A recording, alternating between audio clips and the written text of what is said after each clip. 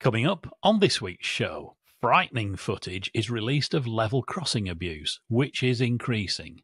ScotRail slashes 600 services and introduces a temporary timetable as it battles on with the rail unions. Flying Scotsman, the world's most famous steam locomotive, heads to Locomotion for a northeastern summer. The Isle of Wight Bus and Rail User Group speaks about further island line closures. But in good news, the TransPennine Route Upgrade launches a community programme to improve local facilities along its 75 miles route.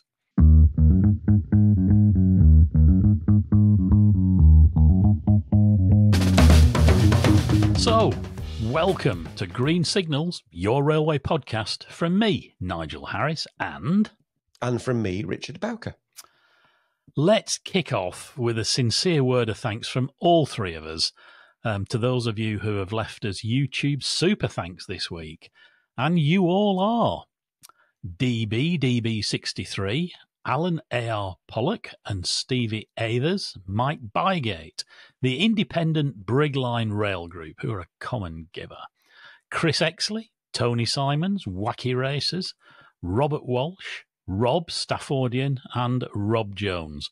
So thanks sincerely to everyone who leaves us a super thanks. We appreciate it more than we can put into words, really, and we'll always take the time to say thank you personally to you all on the show. You old enough to remember the Wacky Racers, Richard? I am. Penelope Pitstop, and I used to like the caveman guys. Do you remember them? Hawkins So Chugabug and Dick Dastardly and Muttley. Muttley. Yeah. I'm now resisting the temptation to do the laugh because I know it'll really hack you off. See, I was right, wasn't I? See, it used to be on a Wednesday tea time, and when we got into the second half of the upper school, we had a book going, and who was going to win? Really? We did. That was the difference in Burnley and Blackburn, you see. It was, absolutely. Always more enterprising in Burnley, clearly. We've, talking of places that are off the beaten track, we've also had a few more comments from people telling us where they're listening in the world, actually. Haven't we just? This week, we've heard from, I'll have to read this out, Robert Weir, who listens to us from Taiwan, NJP, who's in Minnesota, in North America, in the US, Janice from Kansas, Little Britain in southern Ontario, Mike Wright in Perth, Western Australia, and the Riverglades Garden Railway in South Australia. And we also had this lovely message from David Sewell, who said, "Hi guys, I decided to respond to your request for people living abroad to contact you. So here we go. I live in Shanghai and accidentally stumbled upon your site on YouTube. I immediately subscribed and have been an avid watcher ever since. Fantastic content, very entertaining. Congratulations on your research and the interviews you managed to secure. Carry on the good work. It's great to listen and get a little update on the UK rail network. Very best regards, David Sewell, originally from East Yorkshire." Well, look, thanks, David. That's really kind. And what a global map we are now building up. But I also... There's always a but, isn't there? They're not not always delighted. Yeah, here we go, Nigel. I enjoyed this from Paul Johnson, who helpfully pointed out you mispronounced Newsham, which of course is Newsome, in the good news section on last week's show. I do sympathise with that, and because when I hear places as a northerner, and you as well, the BBC routinely mispronouncing Barrowford and Backup always irritates me. So I do apologise for getting it wrong. But just to balance the scales up, Richard, I understand you also mispronounced, which spelt Daresbury, but which should be Daresbury. So it sounds like a score draw to me, does that? Yeah, okay. No, I'll take a score draw. That's fine. That's fine. Good heavens. I never thought of all the things we'd get taken to task for. I never thought place pronunciations would be one of them. But it's becoming a thing now, isn't it? And quite right too. Anyway, let's move on to our big story of the week. Network Rail has released some truly horrific footage of reckless behaviour at level crossings along its Wessex route. A staggering 466 incidents of misuse, 28 near misses were recorded on the route in just the last year. It's a 24% increase in the number of misuse incidents since the previous year.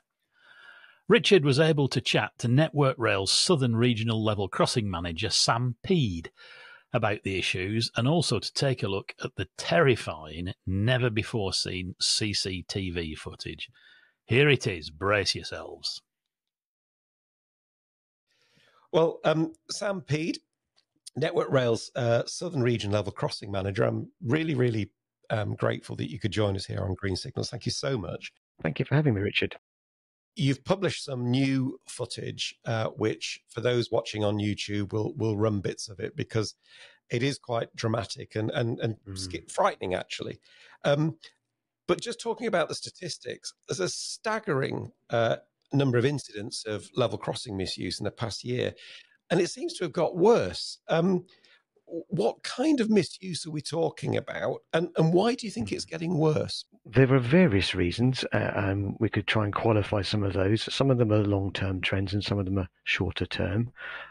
Long-term, I think there's been a bit of a pickup of usage of our network post-COVID. A lot more of the footpaths have been rediscovered. A lot more people are out exercising. And clearly some of that's dropped off after COVID, but people do have bought more dogs, so a lot of people picked up on that, so they're now continuing to exercise their animals, so more people are out. And then there's the road usage. Those numbers are relatively static on the number of vehicles using the UK roads. But I don't know if there's certain, we'll come on to hotspots, but certain areas seem to suffer more than others. And if that's the road layouts, then we'll try and do a risk assessment or something like that to work with the local authorities. We'll try and investigate all the angles that lead to those trends, but sometimes it's not easy. No, I'm sure it's absolutely not easy. Let's just talk about those hotspots then for a minute, because there was a couple of places on the list. I think looking here, Farnham, 27 incidents. Same for Star Lane in Wokingham. I don't know if it's high on your list, but there's one at New Fishbourne where we're just showing the footage now, and that one is just extraordinary. I mean, how that girl, young lady's still alive is a genuine miracle. What is it that you think causes these hotspots? Is it road layout, or are there other factors? So the first two you mentioned, I think there is a definite aspect of road layouts. They're both in sort of semi-urban settings. They're near stations, so you get a build-up of traffic and you've got junctions nearby. Farnham has always been a bit of an issue because the road, getting into detail now, but the road sort of curves round, so you're not necessarily get a good view of a far side of the crossing. So for vehicular drivers, it's not always obvious if there's space for them to move into. And add to that the fact that the drivers know, probably the locals know, that when the barriers do go down, because of the station stop, the dwell times are longer on the trains. They know they're going to be stuck there for a while. So there's probably an incentive for them to get through in their minds. No, I get that completely. And I understand that there must be specific aspects to each station, but thinking more broadly, there must be a general issue here. I mean, for you and me, and I suspect most people listening to this podcast, we all know that these are dangerous places, yet you look at the footage and you go, clearly some people either don't know or they're just cavalier with the way they approach it. The summer, I noticed in the stats, seems to generate a spike. What sort of increase do you see over the summer? Why does it occur, and what can be done about that particularly? So it's a combination of many things: longer days, better weather, holidays, school holidays particularly. A lot of children out trying to look for entertainment. Some of them have lots of activities for children to do these days, but some of them still consider the railway to be an environment where it's exciting. Again, the mindset of that needs investigating. We do some really good work with schools. I have to say there's some great people who work as community officers who go into schools and do some brilliant educational pieces. There's some really good material available on the Network Rail website that talks about young people who have all sorts of scenarios. I don't want to dwell on the fact that some of the outcomes are not good, but we work really well. We've quite often talked to people after accidents if we can identify them, and we had a previous cycling incident where some poor guy came off very badly after crashing through the barriers at high speed on a bicycle. He came to work with us, talked through it all with us, and created a very powerful video that we took to schools, and he himself would go around and tour and just help break through that mindset that we keep sort of butting up against about how we don't quite understand what takes people into that place. So it's good to have those personal examples. That sounds great. Is there any evidence that when you do go into schools or any environments, I suspect, and sort of almost kind of shock people with these images, that there's a reaction to that, and a positive one? Generally, yes. Even when you're the level crossing managers who assess all the risk at the level crossings are often out at site, and they will talk to anybody who happens to be there at the time, have a discussion about what do you see here? How do you approach the crossing? And just an opportunity to open people's eyes. And usually the end of the conversation is, oh, I didn't appreciate that, or I never thought about it in that way. I didn't know that trains were travelling, sometimes 80 miles an hour towards me. If that had been a car, maybe I'd have thought twice. Yeah. Yeah. I mean, look, prevention is always better than cure, isn't it? And so, yes, indeed. Yeah. So education and teaching and just constant repetition got to be the way forward. I suppose final question, is there longer term, is there anything that we can do about this? I mean, presumably the most safe level crossing is no level crossing, and you've put in place an overbridge or something like that. Is that realistic, or are we going to really be kind of stuck with this for quite some time, and it's all about just better and constant education? This is a constant battle for us nationally. I think we're trying over the last 10 years, I suppose, the level crossing closure rate has been really good. There's been a real focus on the risks post Elsenham, and so there was finance available. But I think what we need now is a legislative change to help us tackle those opportunities, because once we declare we want to close a level crossing, we then have to consult with all the interested parties, and at any time they can object to the closure, and that leads us into all sorts of public inquiries, lengthy timescales, lots of spend. And when you're talking about what we consider to be a high-risk location, and what we will propose is a suitable diversion, or as you say, a footbridge, or any sort of other way around the railway, the costs are phenomenal. So we're always trying to do that balance between what's a sensible, reasonable option, how much can we spend here, and what's going to be the best result. Below closure, there's new technologies. There's miniature stoplights, and all the time the technology behind those is improving. They become more available in difficult railway locations where the signalling is complex. So it's great to see those sort of technologies improving over time. So it gives us more options. Absolutely. Well, look, those images that we've shown there and which you have published are harrowing, but the alternative, the consequences of, they were all near misses. Sometimes they're not, and they're much more serious. So Indeed. You're absolutely right to highlight this, and we're kind of happy to help get the message out as well. Look, all the best with the education process and everything that you're doing, and thank you for spending some time with us today. With such an important activity and piece of work. So thanks very much, Sam. Thank you very much indeed, Richard. Thank you. So what do you think about that, Richard? It always just flips my stomach when I say just how close some of those incidents are. You really think that they've been hit, or how they got away with it. It's that one at New Fishburn, isn't it? I mean, they're all bad, but that one where that couple, I mean, she's very young, really. I mean, it doesn't really matter what age you are, really, but it how she gets out of the way of that unit is just extraordinary. You got to remember, she's someone's daughter, possibly someone's sister, or whatever. And it's gut wrenching. So yeah, you can tell there's a lot of good work going on in terms of education, but that stuff just shows you it can never stop. You can never stop doing it. What possesses people to do some of these things where you see either bikes or motorbikes or cars quite literally, knowingly zigzagging round barriers, which experience ought to tell you a train is seconds away from. Yeah. I don't know what goes on in people's minds, but it's terrible, terrible risks to take. Well, all power to Network Rail and the other agencies who are working so hard to try and get people not to be quite so stupid. Right, let's move on to this week's Railway News Roundup, shall we? Flying Scotsman has returned.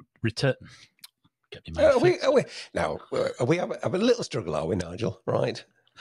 I've had my mouth fixed and my teeth won't work. That's what an old Mike Harding gag. Flying Scotsman has returned to the NRM's Locomotion Museum in Shildon, where it will be the start of a Summer at Locomotion 4-week event from July 20th to August the 18th. Visitors, beautifully enunciated, by the way. I'm doing my best.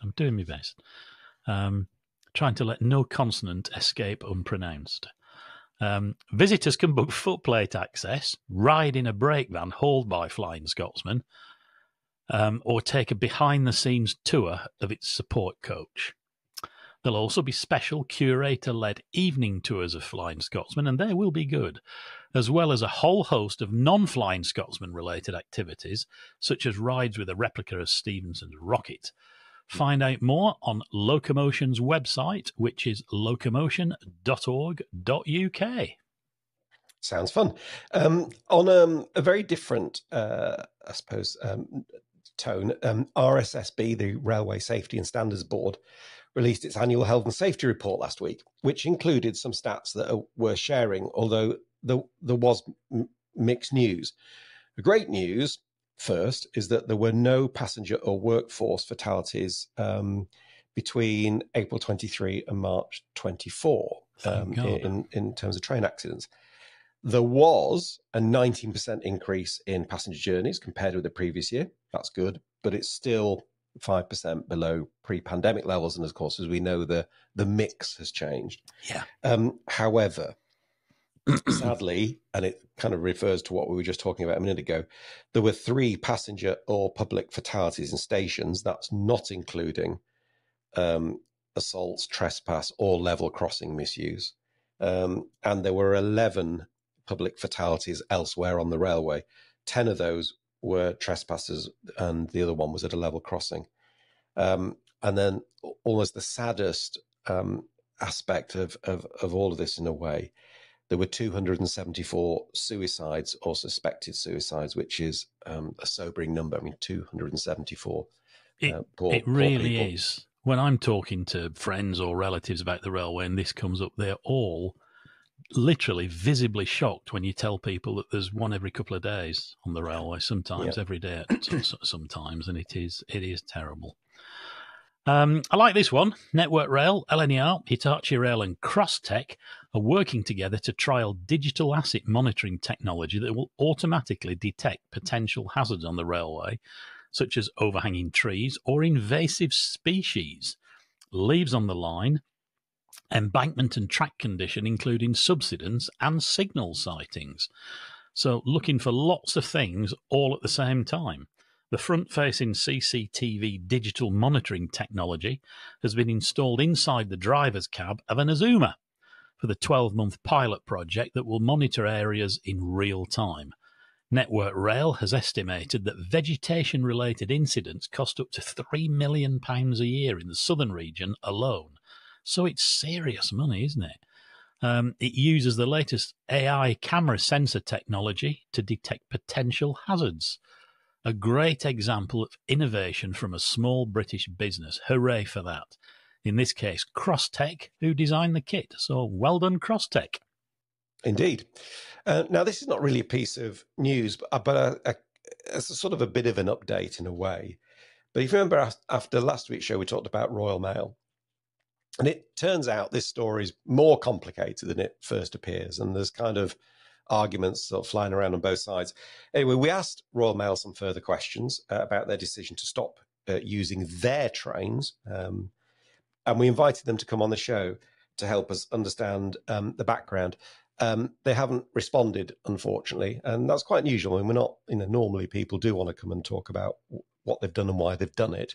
I haven't done that yet. I'm afraid that just makes us more tenacious, really. So we'll keep trying to push and see if we can get someone to come on and just talk a little bit more about a story that the numbers may be small, but the emotion's very high. It is, and there's been quite a bit of chit-chat on social media, and a couple of people messaged me direct to say they weren't convinced by the spares and maintenance story because there's a whole fleet of 325s was withdrawn not too long ago, from which those trains were derived. So is so it 325s? I think it's sorry. The Royal Mail ones are 325s, aren't they? Sorry, I can't remember. The passenger version of it, one was a little smiley on the front. I've always been lazy on DMUs, Richard. They were either Cravens or Derby Lightweights, even in days gone by. I could never remember the class numbers. Well, thank you for that. You've saved somebody writing in to point out I got that wrong. So it's just a service, Nigel. It's just a service. Let's just cut out the middleman, shall we? Right, lots going on with HST in the last week, with bridges in Birmingham and Kenilworth coming on well. But the big news is that the Old Oak Common station box excavation is complete, which is a lot more exciting than it sounds, actually. The hole in the ground in which the station's going to go has taken 3 years to dig, but the underground box, which is big enough to accommodate the equivalent of 300 Olympic-sized swimming pools. It's always swimming pools or London buses, isn't it, to get It context. is, but 300? It's a lot. And somebody sat there and worked it out, hasn't it? Yeah. Anyway, it's the equivalent of 300 Olympic-sized swimming pools has been finished. It has a 1.12 mile fibre-reinforced concrete diaphragm wall around it and, wait for it, a thumping 1.3 million tonnes of London clay was removed from the inside. So the question line dancing through my mind now is, where did it all go? Somebody can perhaps tell us. The box is 20 metres deep and features a reinforced concrete base slab up to 2 metres thick that was poured into the box. There will be 6 450-metre long platforms built in the box for HS2 services, and then a further 8 platforms will be built above ground for the Elizabeth Line, Great Western and Heathrow Express. We're delighted to say that HS2 head of delivery Sam Clark has agreed to join us on Green Signals to chat more about this, so we'll hopefully be able to include that interview maybe next week. But that's it for this week's news roundup. Back to you in the studio. Indeed so. Actually, I'm really looking forward to Sam coming on and talking about HS2 and Old Oak Common. That will be interesting. We're also going to be joined by somebody from Network Rail on a totally different project, which is the restoration work and the maintenance work that's gone on at the Glenfinnan Viaduct on the route of the Jacobite steam train, obviously between Fort William and Malig. I've seen some of the photographs. It's absolutely extraordinary. So that's going to be a good piece as well. It's an iconic view as well. I'm surprised you didn't want to go and film that one yourself, Richard. You're having a laugh. Thank you very much. You well know about my well-known fear of heights. I mean, it is for those listeners, it's really bad. I can go down the 7 tunnel. I can go down the 7 tunnel. I have no fear of enclosed spaces underground, but put me on a ladder and I struggle. And I think the Glenfinnan Viaduct's like 100 foot high or something. I get goosebumps just even thinking about it. So thank you, but no thank you. I was looking forward to seeing you abseil down one of those pillars with a camera on your helmet. Right. Well, you'll have to just wish. Okay. Wish. Yeah. Right. Interestingly, I don't have a problem with heights, providing I have something to lean on.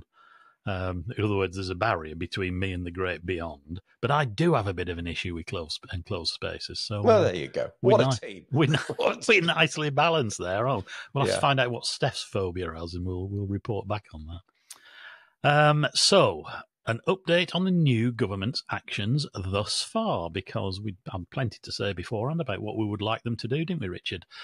So last week we talked about the election result as a whole and the priorities for the incoming government. Been a lot of activity across all departments and, of course, in transport. where we had the appointment of Louise Haigh as Secretary of State and Peter Hendy and Lillian Greenwood as ministers. All excellent news, and I think that's a really strong team. It's also one of the probably best informed transport teams I think I've ever known at the DFT. And we heard that Louise Haigh has announced 5 key priorities, and they are improving performance on the railways and driving forward rail reform, improving bus services and growing usage across the country, transforming infrastructure to work for the whole country, promoting social mobility and tackling regional inequality. Is that another way of saying levelling up? Delivering greener transport and better integrating transport networks. Sorry, a bit of a glitch there. Improving, better integrating transport networks. It all sounds rather marvellous. How I should be getting on? I'm sure you have some views, Richard, which you can share with us now. Well, I do, but I think those views are work in progress because it's not actually been that long. And there's a huge amount happened across all of government, really. And there's certainly been no lack of activity. So that's all really good. But for older viewers who will remember this, I'm going to rock my inner Tom Windsor and go back. Oh, my goodness. And go back and check what was written down. What did the document say? And to do that, I thought it'd be interesting to go back to, sorry if you just heard the noise of me moving a document around there, Labour's plan for rail, which was published on the 25th of April, called Get Britain Moving, right? Which we discussed at length. Which we discussed at length. And we quite liked, as I recall. And we liked, and we still like. We do. And if you remember, the great thing about this plan was it had stuff that's really important, but it also said stuff that's absolutely critically super important, like day one. And it was called Labour's Plan for Urgent Action. I'm just going to read you just a couple of snippets from it. It said,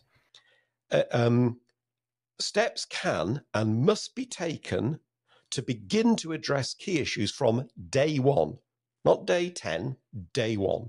And I know there's a bit of metaphorical, imagery with that, but nonetheless, immediate. And it said, making improvements from day one. DFT, OLR Holdings, which is the obviously direct operator of last resort, and Network Rail will be instructed to work closely together from day one of a Labour government on getting the basics right. This will be done through a partnership model with a newly appointed leadership team for a shadow Great British Railways. Okay.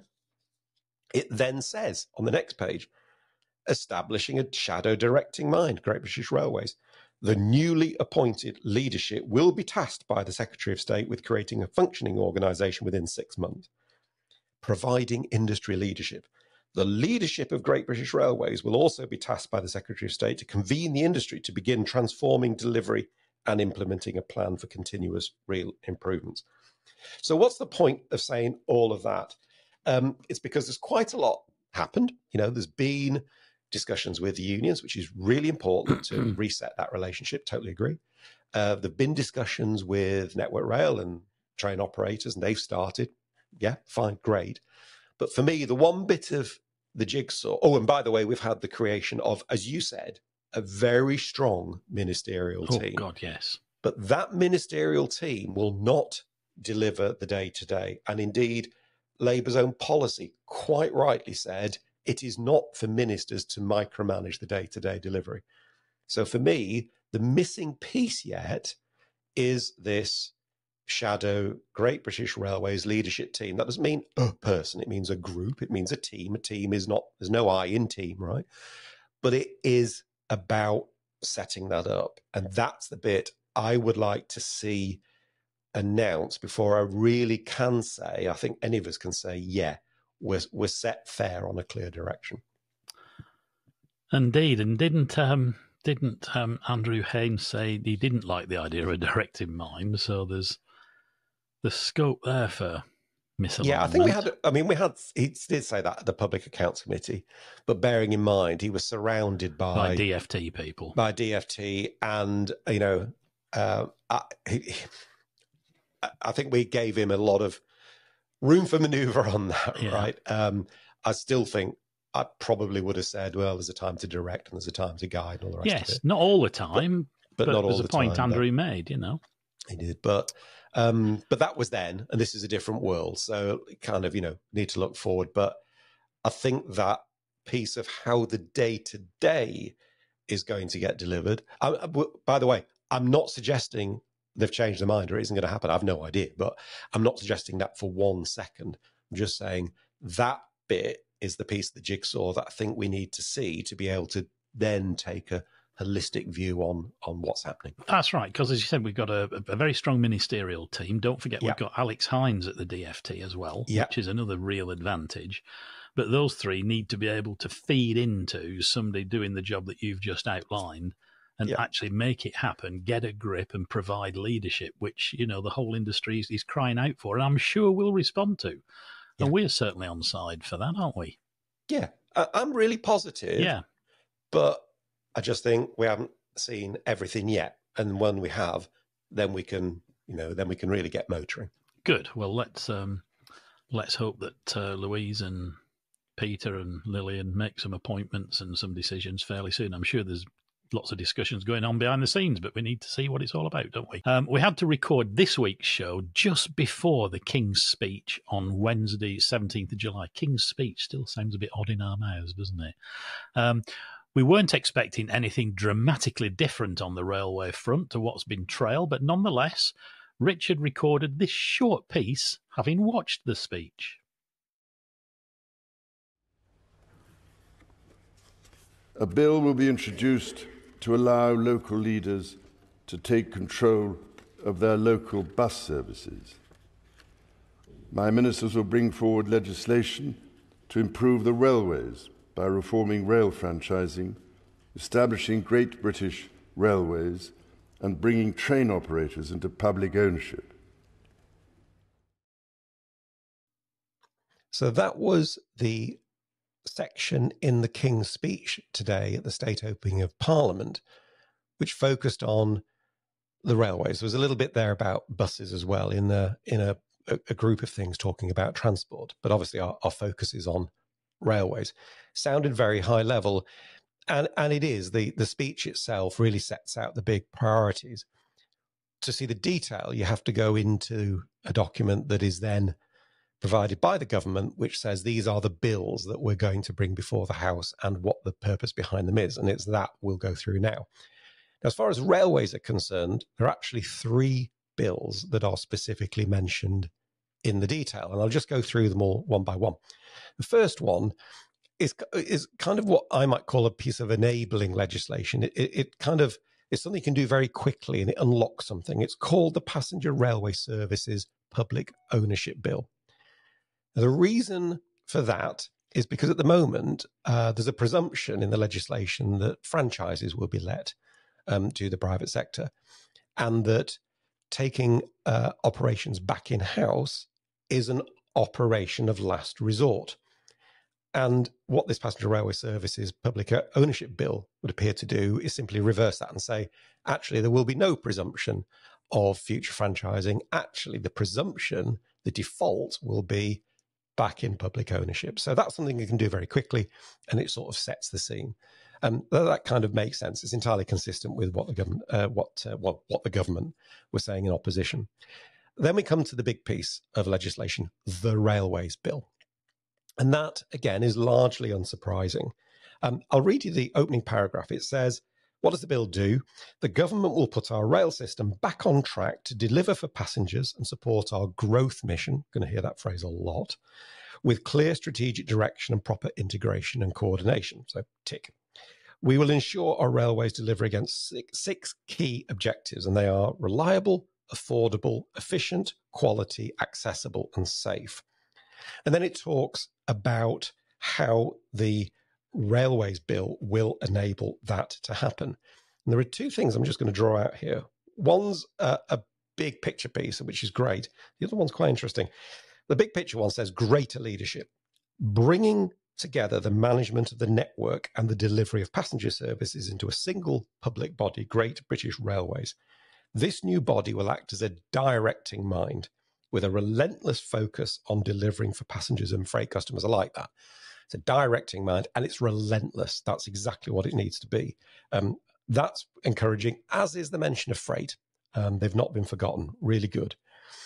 The interesting one is it says, because there's other stuff in here about delivering for passengers, the super passenger standards authority, simpler tickets, specific support for freight operators, all good stuff. But then it says, role of open access. Open access has a proven track record in driving competition and better passenger outcomes. And wherever there is a case that open access operators can add value and capacity to the network, as assessed by the Office for Road and Rail, they will be able to. So it'll be very interesting to see when we see the draft legislation, what it does, if anything, to change the duties of the Office of Road and Rail. Because if they remain unchanged, then I think we've got some problems with open access coming down the stream. So I can't believe they won't be changed, but we need to wait and see. But then this paragraph, which sort of sums the whole thing up. While primary legislation is required to initiate the change to public ownership and establish GBR, this government will begin delivering improvements for passengers and freight users straight away. This includes setting up a shadow GBR to unite key industry bodies in collaboration ahead of the formal establishment of GBR and establishing a new approach to industrial relations. I mean, if somebody had asked me to say, well, what would I like to see? It would have been that. And what's great is it's kind of, there's a sense of pace and urgency and immediacy. We need to see, what the team looks like, but this sense of we're going to get on with it is really important. So that's the second bill. The third bill, which is just worth mentioning, is the one that is going to come as a disappointment to many, and that's the high-speed rail Crewe to Manchester bill. And the document says, what does the bill do? And it says, we are not reversing the decision to cancel the second phase of HS2. Instead, we are repurposing the high-speed rail Crewe to Manchester bill, which is effectively the phase 2B bill, to provide powers to construct and operate rail projects which improve east-west connectivity across the north of England. Well, that's great. No one's doubting that needs to be done, but that does feel as if phase 2A, the piece that actually had legislation and powers, the very important capacity alleviation scheme between Birmingham Crewe has gone, and the Trent Valley and all that section of railway that is affected by that, that's really bad news in terms of future capacity. Because as important as east to west is, the biggest single revenue flows on the railway that kind of help pay for everything is London to Manchester. It's those north-south flows, and quite how we're going to resolve those, don't know. So that's nothing wrong with the east-west bit. It's what it doesn't do that is the real issue there.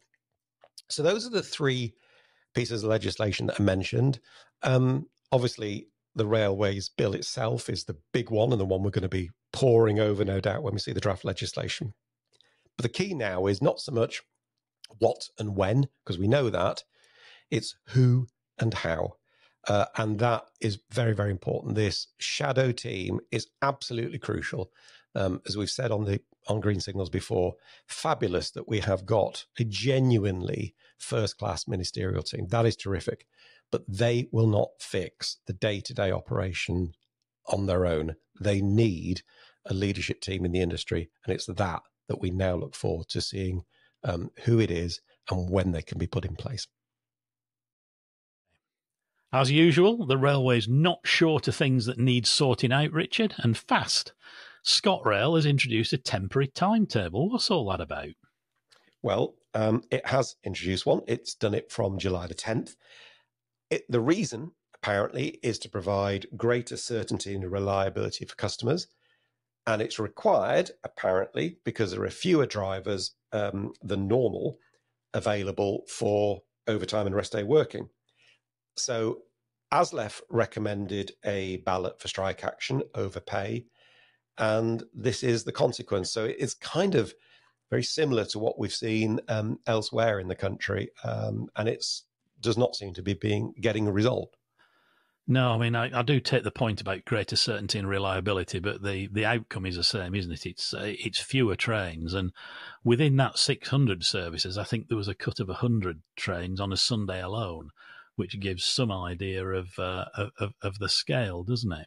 It does. Actually, you're right. I mean, I didn't talk about the numbers there, but it is, ScotRail say it is around 600 services, which against their normal timetable is a very material percentage. So, it's, every 15 minutes have gone half hourly. The Glasgow-Edinburgh main line, which is a hugely important corridor, has been affected.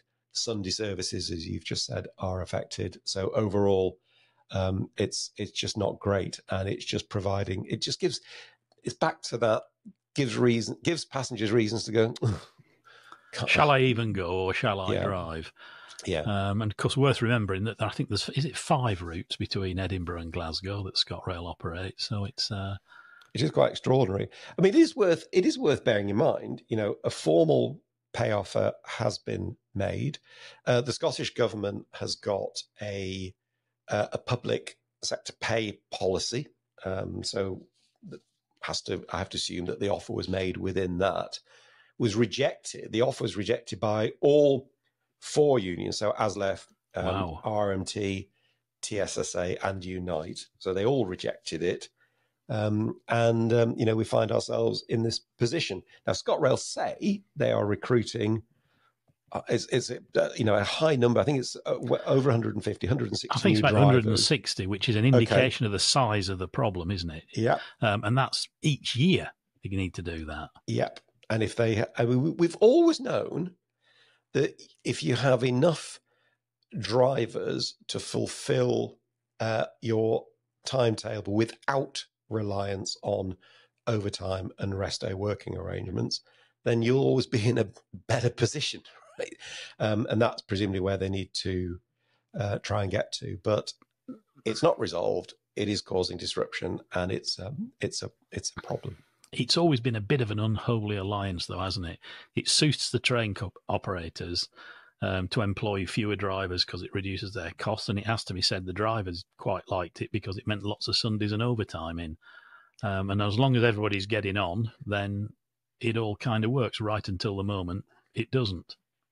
Yeah, well, yeah, absolutely. It works right until the point it doesn't. If anybody's not sure of the principles around this, really do encourage you to go have a look on our channel. There's an interview we did with Graham Eccles. Yes. Quite some time ago. It's actually one of the earlier ones we did. But if you look at our new website, by the way, the website's great. It's got all the little thumbnails on it now. And you'll find the one with Graham Eccles where he talks about exactly how this situation generally comes about. It's really worth a listen. It is fascinating because if you're going to solve a problem, you really need to understand how you've got there, don't you? Yeah. And that certainly helps. So ScotRail's chosen the temporary timetable solution to avoid late notice cancellations, which of course absolutely drives passengers nuts, and quite rightly too. We have invited someone from ScotRail to join us on the show to tell us a bit more about this, so hopefully we can find out some more detail very soon. Now, a couple of weeks ago, you may recall, we said we'd hope to have South Western Railway and Network Rail on the show to talk about urgent work that's needed on the Island Line, which means yet another lengthy blockade.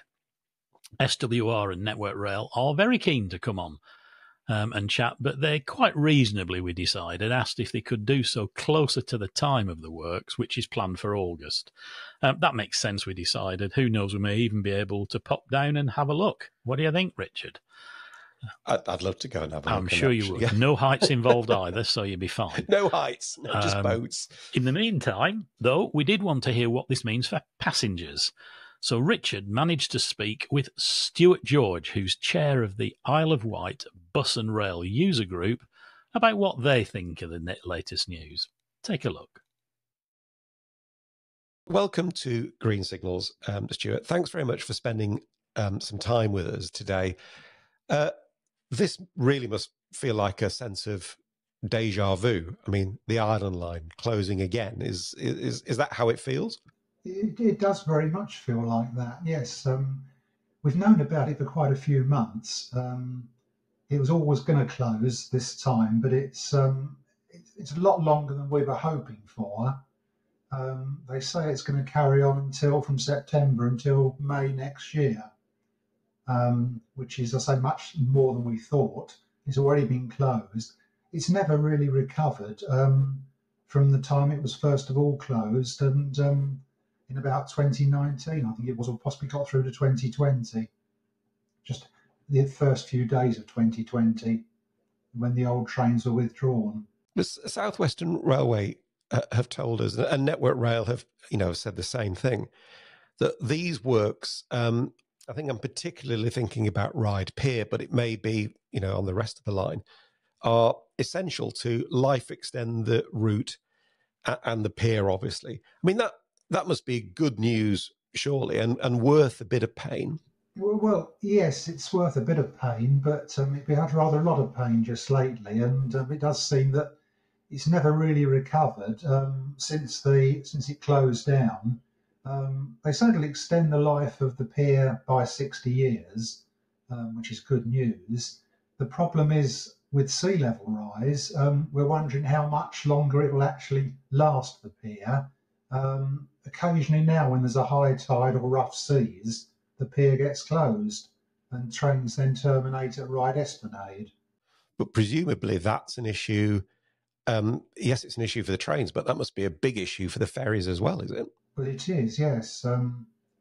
Yes, there then has to be a minibus service up the pier, but that takes a while to organise. And first you get disruption, then it takes about an hour or so to get the minibus service going, and people don't really know it's not reliable. That's the thing, the main thing. Okay. So what's the general mood then on the Isle of Wight? I mean, I've been many times on holiday, absolutely adore the place actually, but you always kind of get that sense that people feel a little bit, I suppose, a little bit isolated and not included sometimes. Is that the mood on this, or is the general mood, look, we know this has got to be done, so just get on and do it? What's the general sense? Well, it is very much like that. Yes, I mean, it's we get sort of fairly frustrated at the moment. Again, with the ferries aren't particularly reliable. In fact, they seem to have gone downhill a bit in the last few years, where there's no backup really. To run a two-boat service, you now have two boats, and that's obviously not going to work when one boat's out of action. Previously, there were three boats to run a two-boat service, and that was fine. I mean, the Isle of Wight used to have an amazingly extensive rail network many years ago now, obviously. But I suppose two things. One is, in terms of trains, the current line doesn't go to arguably the bigger centres, Newport, Cowes, and the existing line doesn't go to where it used to go down to Ventnor. It terminates at Shanklin. I mean, it has been suggested that it's maybe time to think it's just all a bit too difficult, and actually investing in a better, more reliable, more frequent bus service might be the solution. I mean, what's your reaction to that?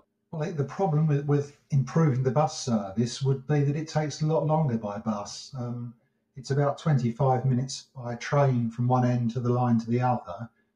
It's about 50 minutes by bus. That's at good times, and you can't get the bus up the pier. You have to change at Ryde Esplanade from a minibus to a standard bus. There was a proposal about a few years ago, as part of the Restoring Your Railway scheme, to extend the line from Ryde to Newport. Unfortunately, the Steam Railway wouldn't agree to it running over their lines, and so it was going to go via Sandown and would have taken a bit longer than the current bus service, which was obviously not a starter. There was also a proposal to extend to Ventnor. I think that rather got tied in with the Newport extension and was rejected for that reason. Because the thing is now, with Ventnor having this landslip, which we had recently last December, there are only two roads available now into Ventnor, and one of those was closed recently.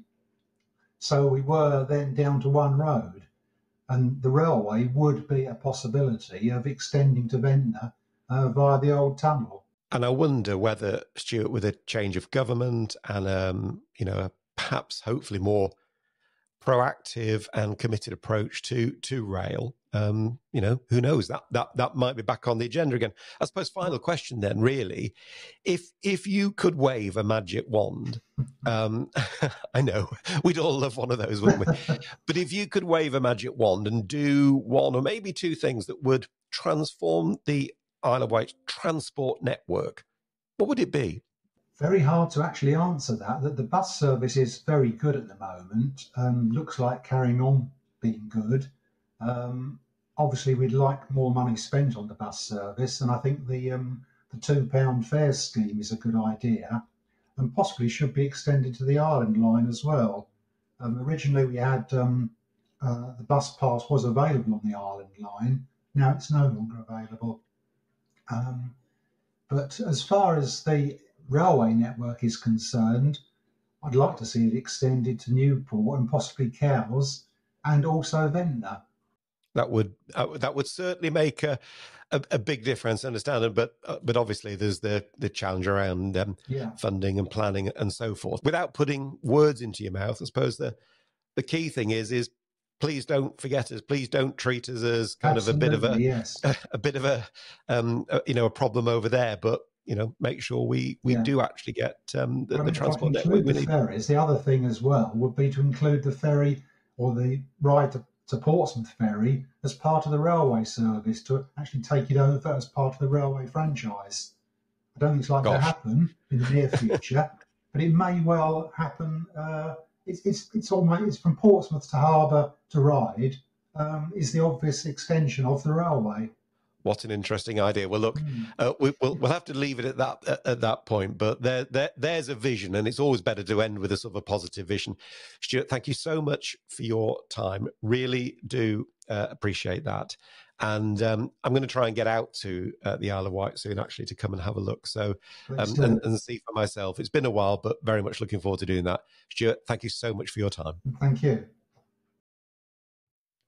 So, what do you think of that then, Richard? I'm always amazed that an 8-mile piece of railway causes quite so much discussion, let's say. Yeah.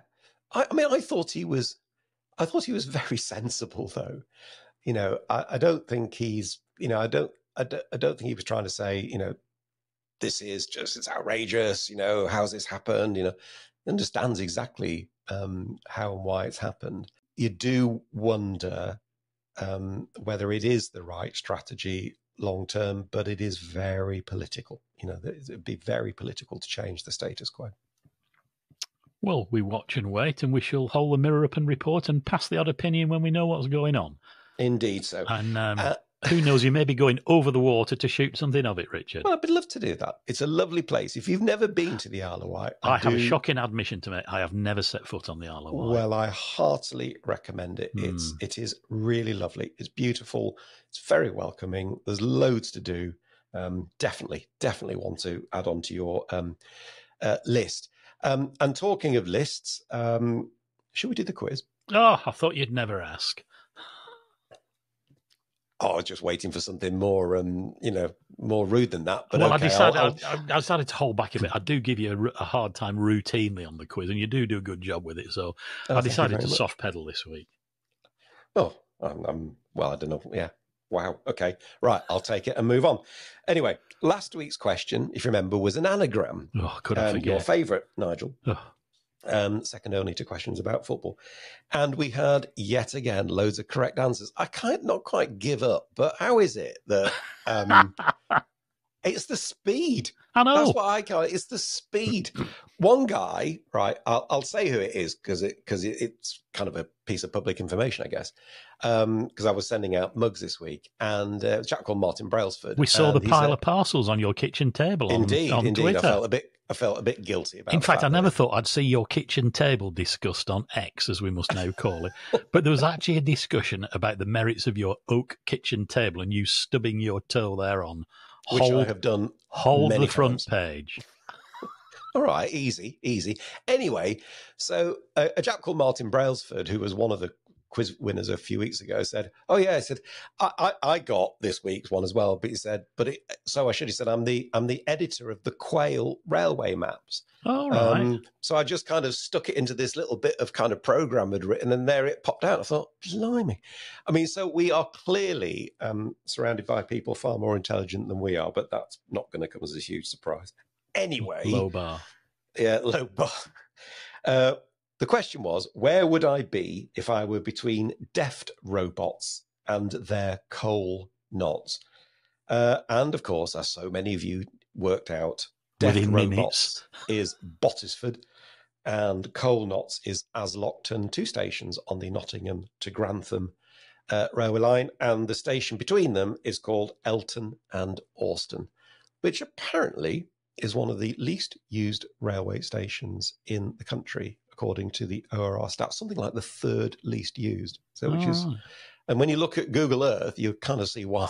But anyway, why did they build it?